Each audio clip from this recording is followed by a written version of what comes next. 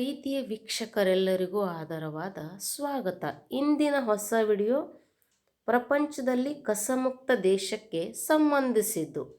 ಈ ವಿಡಿಯೋವನ್ನು ಪ್ರಾರಂಭಿಸುವುದಕ್ಕಿಂತ ಮೊದಲು ನಾನು ಭಾರತದಲ್ಲಿ ಸ್ವಚ್ಛ ಭಾರತ ನಗರ ಎಂದು ಕಳೆದ 8 ವರ್ಷಗಳಿಂದ ಪ್ರಶಸ್ತಿಯನ್ನು ಗೆದ್ದುಕೊಂಡ ಮಧ್ಯಪ್ರದೇಶದ ಇಂದೋರ್ನ ಬಗ್ಗೆ ನಿಮಗೆ ಒಂದು ವಿಡಿಯೋವನ್ನು ಮಾಡಿದ್ದೆ.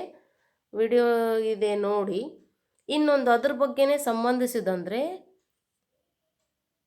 ಸ್ವಚ್ಛ ಭಾರತ ನಗರಗಳಲ್ಲಿ ಕರ್ನಾಟಕ ರಾಜ್ಯದ ನಮ್ಮ ಮೈಸೂರು 3ನೇ ಸ್ಥಾನವನ್ನು ಗಳಿಸಿಕೊಂಡಿದೆ. ಕನ್ನಡಿಗರಾದ ನಾವು ಅದನ್ನು ಹೆಮ್ಮೆ ಪಡಲೇಬೇಕು ಮತ್ತು ಸಂತೋಷದಾಯಕವಾದ ವಿಷಯವಾಗಿದೆ. ಇವಾಗ ಈ ಸ್ವೀಡನ್ ಬಗ್ಗೆ ಮಾಹಿತಿಯನ್ನು ನೀಡ್ತಾ ಹೋಗ್ತೀನಿ. ಸ್ವೀಡನ್ ದೇಶವು ವಿಶ್ವದ ಕಸಮುಕ್ತ ದೇಶ. ಸ್ವೀಡನ್ ದೇಶವು ವಿಶ್ವದಲ್ಲೇ ಅತ್ಯಂತ ಸ್ವಚ್ಛ ಮತ್ತು ಪರಿಸರ ಸ್ನೇಹಿ ದೇಶಗಳಲ್ಲಿ ಒಂದಾಗಿದೆ. ಇಲ್ಲಿ ಕಸವನ್ನು ಎಲ್ಲೆಂದರಲ್ಲಿ ಬೀಸಾಕುವುದಿಲ್ಲ. 100ರಷ್ಟು ಹಾಳಾದ ವಸ್ತುಗಳನ್ನು ಮರುಬಳಕೆ ರೀಸೈಕಲ್ ಅಥವಾ ರೀಯೂಸ್ ಮಾಡಲಾಗುತ್ತದೆ.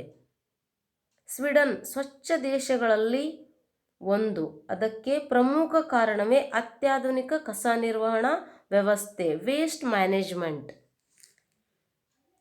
ಸ್ವೀಡನ್ನಲ್ಲಿ ಕಸ ನಿರ್ವಹಣೆ, ವೇಸ್ಟ್ ಮ್ಯಾನೇಜ್ಮೆಂಟ್ ಯಾವ ಥರ ಮಾಡ್ತಾರೆ, ಯಾವ ಹಂತಗಳನ್ನು ಉಪಯೋಗಿಸ್ತಾರೆ? ಮೊದಲನೇದಾಗಿ ಕಸವನ್ನು ನೆಲದಲ್ಲಿ ಹೂಳಲಾಗುವುದಿಲ್ಲ, ಝೀರೋ ಲ್ಯಾಂಡ್ಫಿಲ್ ಪಾಲಿಸಿ. ಸ್ವೀಡನ್ನಲ್ಲಿ ಕಸವನ್ನು ಲ್ಯಾಂಡ್ಫಿಲ್ ಮಾಡಲಾಗುವುದಿಲ್ಲ, ಅಂದರೆ ನೆಲದಲ್ಲಿ ಕಸವನ್ನು ಹೂಳಲಾಗುವುದಿಲ್ಲ, ಸಂಪೂರ್ಣವಾಗಿ ಅದನ್ನು ನಿಷೇಧಿಸಲಾಗಿದೆ. ಅಲ್ಲಿ ಉಂಟಾಗುವ ಕಸ ಮಾತ್ರ 1% ಮಾತ್ರ ನೆಲದಲ್ಲಿ ಹೋಗುತ್ತದೆ. ಅಂದರೆ 99ರಷ್ಟು ಕಸವನ್ನು ಏನು ಮಾಡ್ತಾರೆ, ಮರುಬಳಕೆ ಮಾಡ್ತಾರೆ, ರೀಯೂಸ್ ಮಾಡ್ತಾರೆ. ಅಲ್ಲೂ ಇಲ್ಲೂ ಸ್ವಲ್ಪ ಉಳಿದಿರೋ ಕಸ ಮಾತ್ರ 1% ಶೇಕಡ 1% ಮಾತ್ರ ಭೂಮಿಗೆ ಸೇರುತ್ತೆ. ಇನ್ನು 2, ಕಸದಿಂದ ವಿದ್ಯುತ್ ಉತ್ಪಾದನೆ, ವೇಸ್ಟ್ ಟು ಎನರ್ಜಿ. ಮನೆಗಳಿಂದ ಬರುವ ಒಣಕಸವನ್ನು ಸುಡುವ ಮೂಲಕ ವಿದ್ಯುತ್ ಉತ್ಪಾದನೆಯನ್ನು ಮಾಡಲಾಗುತ್ತದೆ.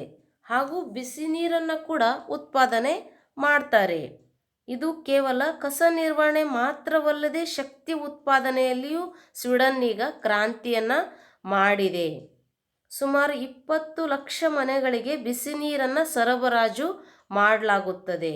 ಇದರ ಜೊತೆಗೆ 2,50,000 ಮನೆಗಳಿಗೆ ವಿದ್ಯುತ್ ಸರಬರಾಜು ಈ ಯೋಜನೆಯ ಮೂಲಕ ಮಾಡಲಾಗುತ್ತದೆ. ಅಂದರೆ ಈ ವಿಧಾನದ ಮೂಲಕ ವಿದ್ಯುತ್ ಅಥವಾ ನೀರನ್ನು ಎರಡೂ ಕೂಡ ಸರಬರಾಜು ಮಾಡ್ತಾರೆ. ಇನ್ನು ತುಂಬ ಇಂಪಾರ್ಟೆಂಟ್ ಆಗಿರೋದು ಅಂದರೆ ಕಸವನ್ನು ವರ್ಗೀಕರಿಸುವ ಪದ್ಧತಿ. ಇಲ್ಲಿ ಪ್ರತಿಯೊಂದು ಮನೆಯಲ್ಲಿ ಪ್ರತ್ಯೇಕವಾದ 5 ಥರದ ಡಬ್ಬಿಗಳನ್ನು ಇಡಲಾಗುತ್ತದೆ. ಇನ್ನು ಪ್ಲಾಸ್ಟಿಕ್ ಕಸ, ಮೊದಲನೇ ಡಬ್ಬಿ ಪ್ಲಾಸ್ಟಿಕ್ ಕಸ. ಏನು ಪ್ಲಾಸ್ಟಿಕ್ ಇರುತ್ತೆ ಮನೆಯಲ್ಲಿ ಅದನ್ನು ಸಪ್ರೇಟಾಗಿ ಕಸದ ಡಬ್ಬಿಯಲ್ಲಿ ಮಾತ್ರ ಹಾಕಬೇಕು. ಕಾಗದ, ಎರಡನೇದು ಕಾಗದದ ಡಬ್ಬಿ, ಕಾಗದದ ಚೂರು, ಕಾಗದಕ್ಕೆ ಸಂಬಂಧಪಟ್ಟಂಥ ಕಸನ ಆ ಡಬ್ಬಿಯಲ್ಲಿ ಹಾಕಬೇಕು. ಇನ್ನು ಗಾಜು, ಮನೆಯಲ್ಲಿರುವಂಥ ಗಾಜು, ಏನಾದರೂ ಗ್ಲಾಸ್ ಒಡೆದ್ರೆ ಈ ಥರದ್ದು ಏನಾದರೂ ಗ್ಲಾಸಿನ ಥಿಂಗ್ಸ್ ಏನಾದರೂ ಇದ್ದರೆ ಆ ಡಬ್ಬಿಯಲ್ಲಿ ಮಾತ್ರ ಶೇಖರಿಸಬೇಕು. 4ನೇದಾಗಿ ಲೋಹದ ಡಬ್ಬಿ. ಲೋಹದ ಉತ್ಪನ್ನಗಳು ಅಥವಾ ಲೋಹದ ಸಾಮಾನುಗಳು ಏನಾದರೂ ಹಾಳಾದರೆ, ಲೋಹದ ವಸ್ತುಗಳಿದ್ರೆ ಅದನ್ನು ಸಪ್ರೇಟ್ ಲೋಹದ ಡಬ್ಬಿಯಲ್ಲಿ ಮಾತ್ರ ಶೇಖರಿಸಬೇಕು. ಇನ್ನೊಂದು ಕೊನೆಯದಾಗಿ ಆಹಾರದ ಕಸ, ಅಂದರೆ ಅಡುಗೆ ಮನೆ ವೇಸ್ಟು, ಉಳಿದಿರೋಂಥ ತರಕಾರಿ ಕಸ, ಮುಸ್ರಿ ಯಾವ ಥರದ್ದು ಹೇಳ್ತೀವಲ್ಲ ಆ ಥರದ್ದೆಲ್ಲ ಕಸದ ಡಬ್ಬಿ ಒಂದು ಸಪ್ರೇಟಾಗಿ ಅದನ್ನು ಬೇರ್ಪಡಿಸಿ ಇಡಬೇಕು. ಇನ್ನೊಂದು ಏನು ಮಾಡ್ತಾರೆ, ಇಷ್ಟು ಡಬ್ಬಿಗಳನ್ನು 5 ಥರ ಡಬ್ಬಿಗಳನ್ನು ಮಾಡಿದರೆ ಇದಕ್ಕೊಂದು ಯೋಜನೆ ಮಾಡ್ತಾರೆ. ನಾಗರಿಕರು ಕಸವನ್ನು ವಿಂಗಡಿಸಲು ಅಥವಾ ಬೇರ್ಪಡಿಸದೇ ಹೋದರೆ ಅವರಿಗೆ ದಂಡವನ್ನು ವಿಧಿಸ್ತಾರೆ ಸ್ವೀಡನ್ ಸರ್ಕಾರ. ಇನ್ನು 4ನೇದಾಗಿ ಕಸವನ್ನು ಇತರ ದೇಶಗಳಿಂದ ಆಮದು ಮಾಡಿಕೊಳ್ಳಲಾಗುತ್ತದೆ. ತಮ್ಮ ದೇಶದಲ್ಲಿರೋ ಕಸವನ್ನು ಏನು ಮಾಡ್ತಾರೆ, ರಸವಾಗಿ ಮತ್ತು ಶಕ್ತಿಯನ್ನು ಉತ್ಪಾದಿಸುವುದರ ಜೊತೆಗೆ ಇವರು ಪ್ರಪಂಚದ ಬೇರೆ ಬೇರೆ ದೇಶಗಳಿಂದ ಕಸವನ್ನು ತರಿಸಿಕೊಂಡು ಸಂಪತ್ತನ್ನಾಗಿ ಪರಿವರ್ತಿಸುತ್ತಿದ್ದಾರೆ. ಸ್ವೀಡನ್ನಲ್ಲಿ ತಮ್ಮ ದೇಶದಲ್ಲಿ ಉತ್ಪಾದನೆಯಾಗುವ ಅಂದರೆ ಸಿಗುವಂಥ ಕಸ ಸಾಕಾಗ್ತಿಲ್ಲ ಅವರಿಗೆ. ಇವಾಗ ಏನು ಮಾಡ್ತಿದ್ದಾರೆ, ನಾರ್ವೆ, UK, ಐರ್ಲ್ಯಾಂಡ್ ಇತ್ಯಾದಿ ದೇಶಗಳಿಂದ ವರ್ಷಕ್ಕೆ 80 ಲಕ್ಷ ಟನ್ ಕಸವನ್ನು ಆಮದು ಮಾಡ್ಕೊಳ್ತಾರೆ. ಆಮದು ಮಾಡಿಕೊಂಡು ಇದನ್ನು ವಿದ್ಯುತ್ ಉತ್ಪಾದನೆಯಾಗಿ ಮರುಬಳಕೆ ಮಾಡ್ಕೊಳ್ತಿದ್ದಾರೆ. 5ನೇದು ಪರಿಸರ ಸಂರಕ್ಷಣೆ. ಈ ರೀತಿಯ ವಿಧಾನದಿಂದ ವಾಯು ಮಾಲಿನ್ಯ ಕಡಿಮೆಯಾಗುತ್ತದೆ. ಹಸಿರು ಗ್ಯಾಸ್ ಹೊರಸೂಸುವಿಕೆ ಕೂಡ ಕಡಿಮೆಯಾಗುತ್ತದೆ. ಗ್ರೀನ್ ಹೌಸ್ ಗ್ಯಾಸ್ ಇದು ಕೂಡ ಕಡಿಮೆಯಾಗುತ್ತದೆ. ಸ್ವೀಡನ್ ಇಂದು ಪರಿಸರ ಸ್ನೇಹಿ ದೇಶ ಎಂದು ಜಗತ್ತಿನಲ್ಲಿ ಹೆಸರು ಮಾಡಿದೆ.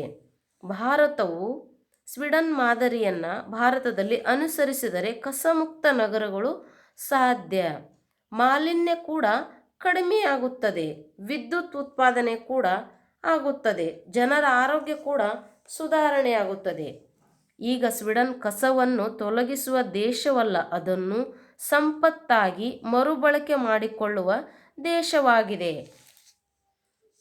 ಭಾರತದ ಯಾಕೆ ಈ ಯೋಜನೆಯನ್ನು ಅನುಸರಿಸಬೇಕು ಅಂತ ಹೇಳ್ತೇನೆ ಅಂದರೆ, ಭಾರತ ತುಂಬ ಜನಸಂಖ್ಯೆಯನ್ನು ಹೊಂದಿರುವ ದೇಶ. ಇಲ್ಲಿ ಸಾಕಷ್ಟು ಕಸ ಉಂಟಾಗುತ್ತೆ. ಪ್ರತಿದಿನ ಕೋಟಿಗಟ್ಟಲೆ ಲಕ್ಷಗಟ್ಟಲೆ ಟನ್ ಉತ್ಪಾದನೆ ಆಗೋ ಕಸನ ನಾವು ಈ ಥರ ಮರುಬಳಕೆ ಮಾಡಿಕೊಂಡ್ರೆ ನಮಗೆ ಅವಶ್ಯಕತೆ ಇರುವ ವಿದ್ಯುತ್ತು ಮತ್ತು ಬೇರೆ ಬೇರೆ ಯಾವುದಾದ್ರೂ ಶಕ್ತಿಯಾಗಿ ನಾವು ಅದನ್ನು ಮರುಬಳಕೆ ಮಾಡಿಕೊಂಡ್ರೆ ನಮಗಿರುವ ಕೊರತೆಗಳು ಕೂಡ ಕಡಿಮೆ ಆಗುತ್ತೆ. ಕಸನೂ ಕಡಿಮೆ ಆಗುತ್ತೆ, ಜೊತೆಗೆ ಒಳ್ಳೆಯ ಉಪಯೋಗ ಕೂಡ ಆಗುತ್ತೆ ಮತ್ತು ನಮ್ಮ ದೇಶ ಪರಿಸರ ಸ್ನೇಹಿ ದೇಶ ಆಗಿ ಹೊರಹೊಮ್ಮುತ್ತೆ.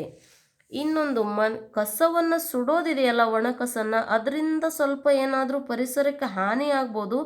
ಆದರೆ ಅವರು ಇದನ್ನು ಸಕ್ಸಸ್ ಕಂಡಿರೋ ದೇಶ ಆಗಿರೋದ್ರಿಂದ ಅವರು ಅದು ವಾಯು ಮಾಲಿನ್ಯ ಆಗದಂತೆ ಏನಾದರೂ ಯೋಜನೆಗಳನ್ನು ಮಾಡಿಕೊಂಡಿರ್ಬೋದು ಅವರು.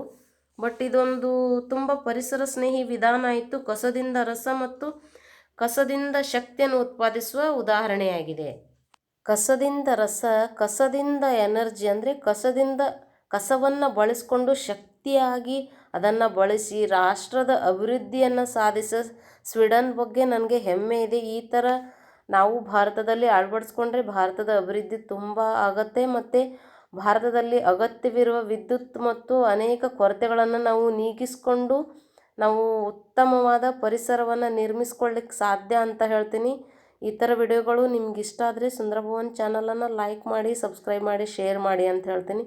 ಇಲ್ಲಿವರೆಗೂ ವಿಡಿಯೋ ನೋಡಿದ್ದಕ್ಕೆ, ತುಂಬ ಉತ್ಸಾಹದಿಂದ ಕೇಳಿದ್ದಕ್ಕೆ ಥ್ಯಾಂಕ್ಸ್ ಅಂತ ಹೇಳ್ತೀನಿ.